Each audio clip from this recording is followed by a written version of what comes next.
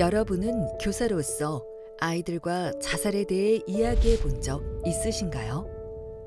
너무 힘들어서 죽고 싶은 생각이 든다고 말하거나 자해, 자살 시도한 것을 알게 된다면 우리는 어떻게 이야기해야 할까요?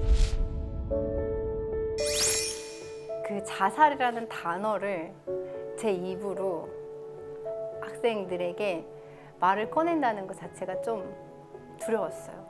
어떻게 선생님인데 내가 그런 자살이란 단어를 정확하게 그렇게 표현을 할까? 그게 굉장히 좀 어려워요. 학생들이 낙인 효과가 있잖아요. 따로 이제 담임이 부른다 이렇게 하게 되면 학생들이 쟤 왜 가지? 그리고 이제 학생도 굉장히 의심을 많이 하고요.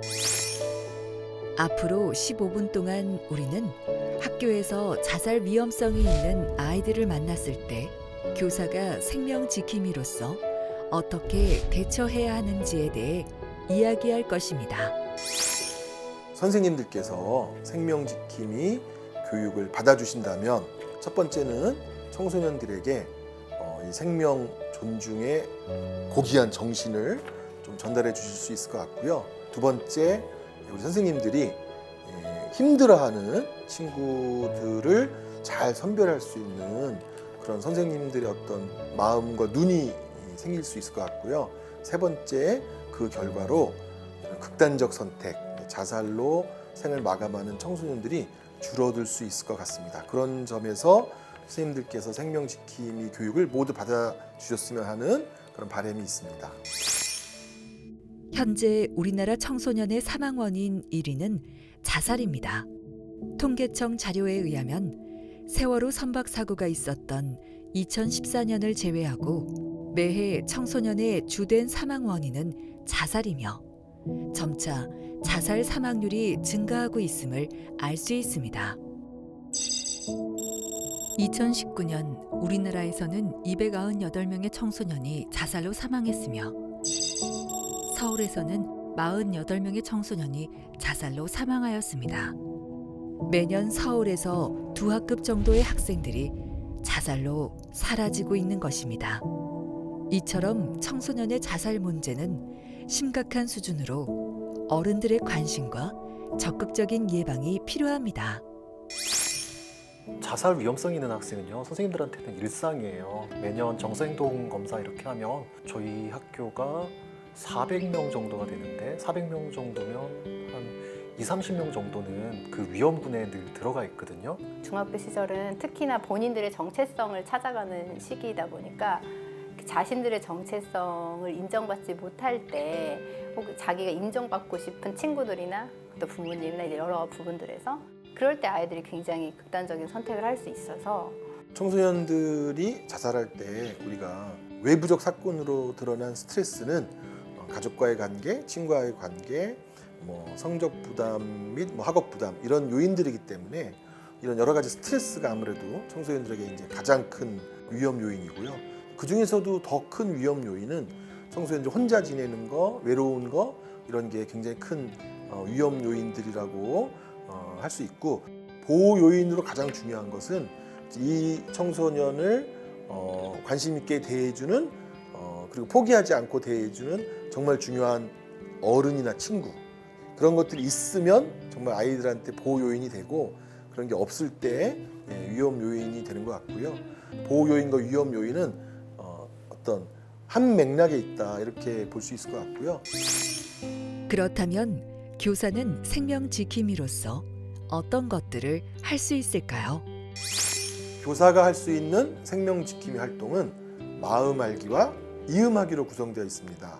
마음 알기에서는 교사가 학생의 마음을 알기 위해 어떤 부분에 관심을 갖고 어떻게 대화해야 하는지가 소개되어 있습니다.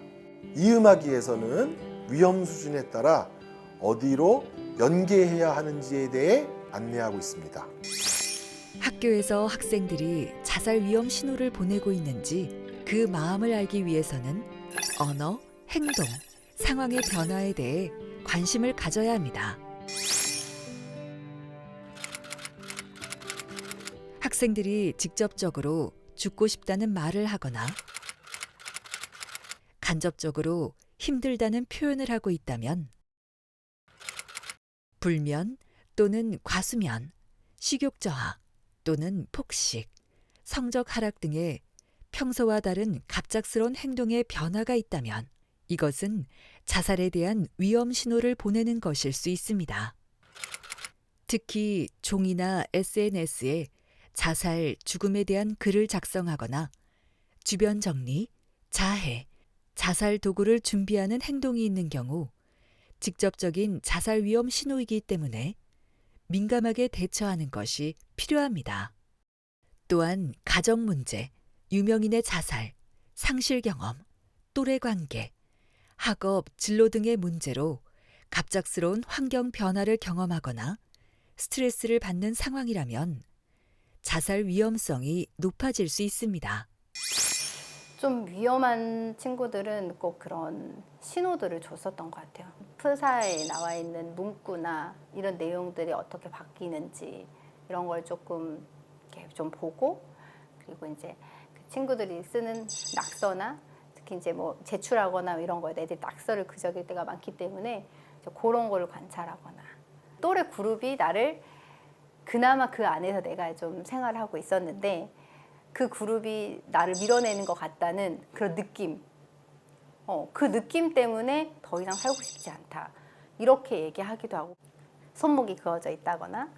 근데 그건 이제 자신들을 봐달라는 이제 신호잖아요. 근데 그런 자해 행동이라든지 혼자 있다든지, 그러니까 방과 후인데 혼자서 교실에서 계속 있었던 학생도 있고요. 그 다음에 음식을 갖다가 안 먹어가지고 정말 눈에 띄게 말랐다든지 이런 경우에는 꼭 불러야죠. 뭐 왕따 문제도 있기 때문에 그런 걸 가지고 이제 다른 학생들하고 얘기를 하거든요. 성적이 뭐 급격하게 하락했다든지 자신의 이상하고 이 성적이 좀 안 맞는 학생들은 빨리 불러서 얘기하도록 노력하고 있습니다. 학생들의 변화에 관심을 갖고 위험 신호를 포착했다면 그 변화된 모습에 대해 이야기를 나누면서 대화를 시작해 볼 수 있습니다.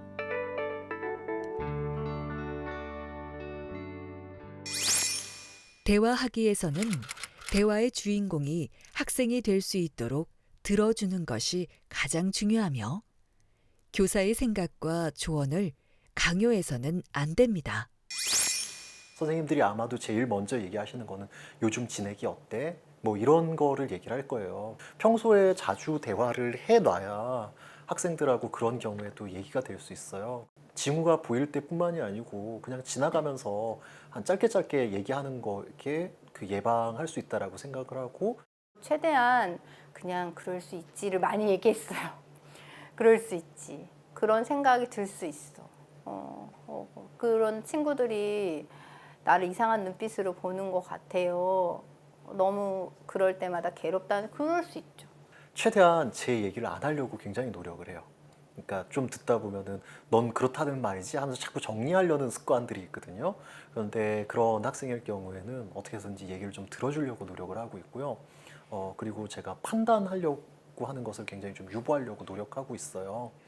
우는 애들도 많았던 것 같고 화내는 애들도 많았던 것 같아요. 중요한 거는 끊임없이 메시지를 그 친구들한테 전달하는 거였던 것 같아요. 그 친구들이 좀 나중에는 좀 깊은 얘기를 많이 해줬던 것 같아요. 말을 안 하는 학생들 같은 경우에는 일단 한 차례 가지고는 좀 부족하고요. 일단 오늘은 여기까지 얘기하고 또 다시 얘기할까 이런 식으로 넘어가야 되는 경우가 많습니다. 이 문제는 결코 빨리 해결되지 않고 계속 꾸준하게 관리하면서 나가야 되는 문제지 딱 이것을 끝내야 된다 이렇게는 되는 문제가 아니라는 걸 이제 알게 되거든요. 즐거운 내용의 대화가 아니기 때문에 학생들이 저항하는 것은 자연스러운 현상입니다. 이때 저항을 모른 척하기보다 불편한 감정의 이유에 대해 대화해 보는 것이 좋습니다. 만약 교사의 태도로 인해 저항이 발생한 경우 적절히 사과한다면 신뢰감을 높일 수 있습니다. 하지만 관계가 좋지 못한 경우 억지로 상담을 이어가는 것보다 다른 상담사에게 연계해 주는 것이 서로에게 더 도움될 수 있습니다. 청소년기 기본적인 특징으로 굉장히 거부적인 태도가 있어서 도움을 거절하는 경우가 많은데, 도움을 거절해도 꾸준히 좀 너무 강요하지 말고 꾸준히 안내하고 관심을 가지고 지속적인 만남을 또는 어떤 기회를 제공했으면 좋겠다는 생각이 들고요. 학생의 이야기를 경청하며 대화하던 중 자살을 암시하는 언어 표현을 포착했다면 자살에 대해 직접적으로 물어봐야 합니다. 자살을 생각하고 있는 학생에게 자살에 대해 질문하면 이야기하는 과정에서 감정이 환기되어 자살 생각을 감소시킬 수 있으며 자살 위험 수준을 파악하여 적절한 도움을 줄 수 있습니다. 자살을 생각하고 있니? 라고 구체적으로 물어보라는 거예요. 그 매뉴얼에 보면. 근데 과연 내가 그렇게 얘기했을 때 내가 뒷감당을 할 수 있을까? 그런 거에 대한 굉장한 두려움이 있었어요. 내가 이걸 이렇게 말을 해도 되나? 그런 두려움들이 아주 컸어요. 항상 오늘 좀 어때? 막 이런 식으로 얘기를 했었던 것 같아요. 그러다가 본인들이 정말 숨이 턱까지 차오를 때가 있잖아요. 이제 그럴 때 그럼 정말 또 자살 생각해 봤냐? 이제 그때는 저도 이제 정확하게 그렇게 얘기를 할 수 있었던 것 같아요. 그러면 또 이제 아이도 이제 저한테 이제 구체적으로 그런 정황이라든지 자기 고민 이런 것들을 얘기할 수 있었던 것 같아요. 돌려 얘기하다가 결국에는 이제 오랜 시간 같이 얘기하다 보면 그 질문을 갖다 직접적으로 할 수밖에 없어요. 계속 얘기하다 보면은 저 선생님이 결국에는 나의 이런 가능성 때문에 얘기를 하는구나 알거든요. 그래서 자해를 하는 학생 같은 경우에 제가 직접적으로 혹시 자살의 위험도 있어서 이런 식으로 물어본 적이 있습니다. 학생의 마음을 알기 위해 언어, 행동, 상황의 변화를 관심을 갖고 대화를 통해 위험성을 확인했다면 마지막으로 어떤 도움이 필요할지 교내 생명존중위원회를 통해 논의하는 것이 좋습니다. 이때 반드시 전문기관과 함께 논의해야 학생을 위한 적절한 도움을 제공할 수 있습니다. 일단 첫 번째로는 학교에서 공식적으로 해결하려고 노력을 해요. 그래서 생명존중위원회를 개최를 해가지고 거기서 이제 학교 전체의 의견을 갖다가 이제 그 결정을 하고 그 다음에 부모님한테 말씀을 드려요. 그리고 부모님도 생명존중위원회에 와서 저희가 이제 얘기를 하시라고 얘기를 하고 만약에 이제 저희가 권고한 대로 듣지 않으면 최후의 수단은 저희가 아동학대로 신고하는 것까지도 준비를 하고 들어가죠. 그 선생님들이 많이 주저하죠. 이거 괜히 아동학대로 신고를 하면 내가 나중에 피해보는 게 아닐까, 그리고 가정을 갖다가 좀 흔들어 놓는 게 아닐까 이런 걱정들을 많이 하시는데 그렇게 하더라도 공식적으로 조치를 하는 게 필요하다고 봐요. 학생을 잃는 것보다는 훨씬 낫거든요. 위클래스 선생님이 정말 그 위급하게 어떤 지원이 들어가야 된 친구들 같은 경우는 또 거기 안에서 그 네트워크가 있으니까 거기서 바로 연결도 해주시고 대부분 학교 안에 위클래스 선생님하고 의논해서 했던 것 같아요. 이런 친구로 인해서 또 주변 친구까지 영향을 받고 있다라고 하면 서울시 자살예방센터를 포함해서 지역에 있는 정신건강복지센터에 의뢰해 주시면 해당 학교에 대한 선생님 또는 학생들을 대상으로 이 생명사랑 교육을 진행하기도 하고 또 발견된 고위험군에 대한 연계와 의뢰 이런 걸 통해서 위험에 처한 그런 청소년들을 돕는 그런 시스템을 우리가 잘 운영할 수 있을 것 같습니다.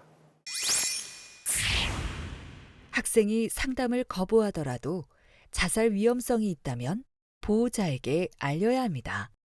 또한 생명이 위험하다고 생각되는 응급 상황이라면 학생과 보호자의 동의가 없더라도 112, 119에 신고하여 안전을 먼저 확보해 주셔야 합니다. 학생에게 관심 갖기, 언어, 행동, 상황의 변화를 관심 있게 봐주세요. 학생과 대화하기, 가르치려 하지 말고 있는 그대로 들으면서 자살에 대해 직접적으로 물어봐 주세요. 전문기관에 연계하기, 생명존중위원회 논의 후 학생과 보호자의 동의를 받아 전문기관에 연계해 주세요. 지금까지 배운 마음이음 활동 전략을 잘 기억하며 퀴즈를 풀어봅시다.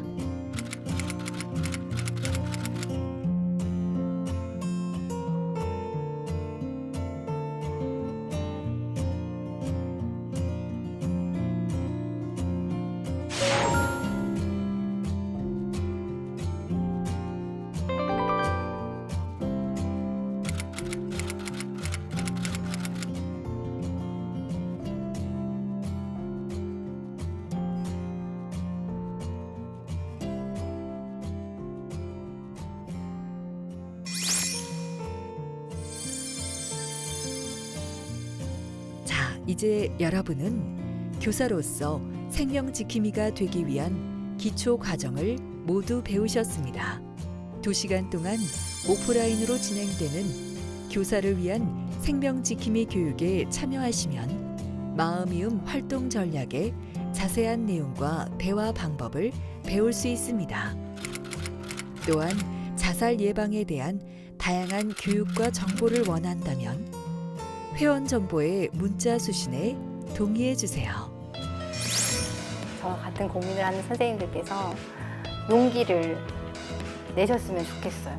용기를 내서 적극적으로 같이 공부하고 우리 아이들 한 명이라도 더 학교에서라도 숨 쉴 수 있고 두려우시겠지만 같이 하자. 그런 얘기 드리고 싶네요. 네. 모두가 처음부터 이제 완벽할 수 없고요. 그 두려운 것을 갖다가 너무 깨고 어찌됐든 간에 이야기하고 서로 그 교사들끼리 협력해서 과잉 대응하는 게 대응을 머뭇거리는 것보다 훨씬 낫거든요. 그래서 선생님이 판단하셨을 때 이 학생을 잃어버릴 수 있다고 생각하면 즉시 행동에 나서시는 게 맞다고 생각합니다.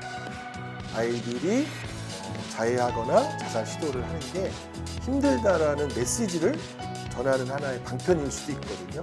말하고 싶다라는 마음의 어려움을 행동으로 옮겨서 표현한 것일 수도 있어서 현재 청소년들의 어려움을 잘 들어주시는 게 오히려 큰 도움이 된다라고 말씀드리고 싶어요. 자살은 예방이 가능합니다. 교사의 작은 관심으로 아이들을 자살로부터 지켜주세요.